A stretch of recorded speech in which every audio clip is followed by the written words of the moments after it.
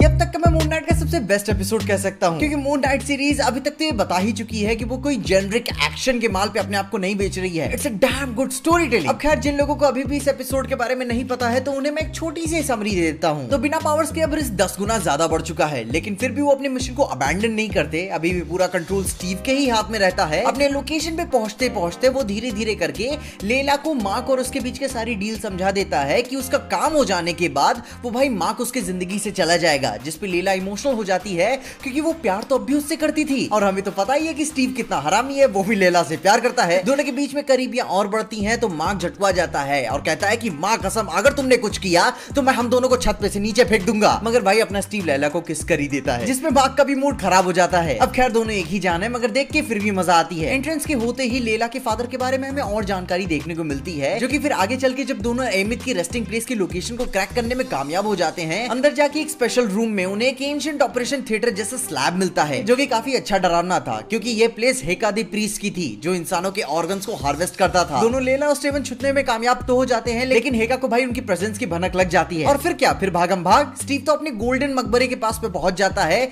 लेकिन हेका लेला के पीछे भागता है। अब खैर भाई सीरीज की मेन हीरोइन है तो इसको ऐसे थोड़ी ना मार सकते हैं, तो फिर भाई वो डेंजर से निकल आती है। लेकिन फिर वहां आर्थर भी आ जाता है, अपने मीठे कड़वे सच को बताते हुए लेला को इमोशनल कर देता है कि तुम्हारे बाप के मौत का जिम्मेदार तुम्हारा पति ही है। वह स्टीवन अपने काम में कामयाब होता है। मार्को से उसकी बीवी को किस करने के लिए गुस्सा था, मगर सच बताने के लिए शुक्रिया भी, क्योंकि वो ये चीज कभी कर नहीं पाया था। आगे चल के स्टीवन को कब्र पे मैसेडोनियन स्क्रिप्चर्स दिखाई देते हैं, जो कि भाई वो हैरान हो जाता है कि अगर वो गलत नहीं है तो ये दी अलेक्जेंडर द ग्रेट की कब्र है। तो अब अगर अलेक्जेंडर ही एमित की वॉइस था तो वो शाप्ती उसकी हलक में रहनी चाहिए, जिसे वो उसके अंदर से निकाल भी लेता है। और सब आगे चल के अच्छा हो ही रहा था कि भाई गुस्से में लेला आ जाती है, मार्क से अपने बाप के बारे में सच जानना चाहती है। स्टीवन लेला को ऐसे गरमाते हुए देख के उसके फट जाती है और तुरंत ही भाई वो अपना कंट्रोल मार्क को दे देता है। मार्क उसे सब बताता है कि उस दिन क्या हुआ था, वो सब कुछ जानता है कि उसके एक साथी बुशमैन ने उसके बाप को मारा था, लेकिन इनडायरेक्टली भाई मार्क भी उसके बाप के कत्ल का जिम्मेदार था और उसे सच बताना चाहता था। लेकिन भाई बात आगे कंप्लीट नहीं हो पाती क्योंकि आर्थर आ जाता है। वो मार्क से शाप्ती डिमांड करता है, मगर एक्सचेंज का अंत मौत ही होता है और मार्क वहीं मारा जाता है। और गुरु मरने के बाद जो बकचोदी हुई वो सबसे ज्यादा हैरान करने वाला था। मार्क किसी मेंटल असाइलम जैसी जगह पे जागता है जहाँ वो पूरी तरीके से स्टेबल नहीं है। अजीब और गरीब चीजें उसे दिखाई दे रही हैं। पूरा एनवायरनमेंट इतनी तरीके से वेल क्राफ्टेड है कि भाई किसी रियलिटी और फिक्शन में अंतर बताना भी मुश्किल हो जाता है। हर इंसान की अपनी एक डेजिग्नेटेड जॉब है, हर एक कास्ट को, जो हम पिछले अभी देखते हुए आ रहे हैं, वो भी प्लस एंशिएंट इजिप्शियन रिलिक्स के साथ। मार्क हॉस्पिटल से भाग ही रहा होता है कि उसे एक रूम में कब्र के अंदर स्टीवन भी मिलता है, जहां दोनों की यादें मैच होती हैं। उन्हें नहीं पता है कि वो एक दूसरे को कैसे देख पा रहे हैं, लेकिन एक दूसरे को देख के रिलीफ फील करते हैं क्योंकि भाई वे पागल नहीं है। हालांकि एक और कब्र को वो खोलते नहीं है, वो भी हिल रही होती है, मगर अपन जानते ही हैं कि वो जेक हो सकता है।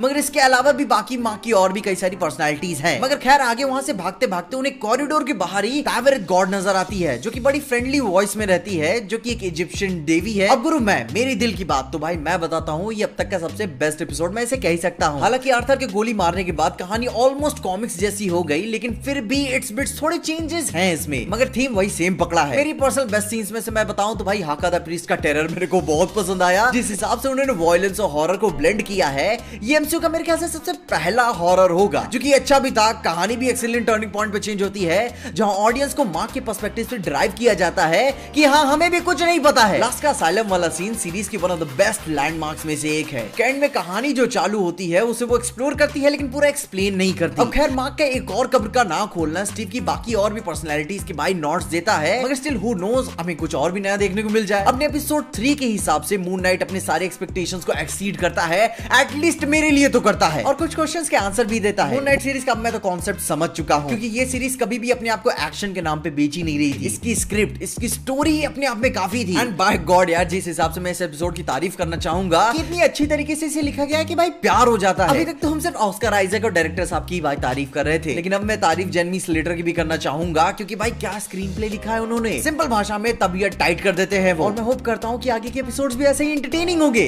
इसके अलावा तुम्हारे क्या फेवरेट पॉइंट्स थे उसके बारे में मुझे कमेंट्स जरूर बताना। और हाँ, मैं तुम्हें एक चीज और रेकमेंड करना चाहूंगा कि जहां तक हो सके भाई कॉमिक्स से दूर रहना, क्योंकि लास्ट के सिर्फ 2 एपिसोड्स बचे हुए हैं और तुम अपना कलेक्टिव एक्सपीरियंस नहीं खराब करना चाहोगे। और उसके लिए तुम अपने एक्सपीरियंसेस मुझे कमेंट्स जरूर बताना कि तुम्हें क्या पसंद आया और क्या नहीं पसंद आया। और नहीं, मैं तुम्हें यही कह सकता हूं, सीजीआई अभी भी एकदम बेस्ट नहीं है, काम चलाने वाला है। और ये सब बातों के साथ साथ अगर आप मेरी मून नाइट एपिसोड 3 का रिव्यू देखना चाहते हो तो आप मेरी ये वाली वीडियो को जरूर चेकआउट करना, तुम्हें सारी इंफॉर्मेशन मिल जाएगी। और देखते रहिए पीजे एक्सप्लेन।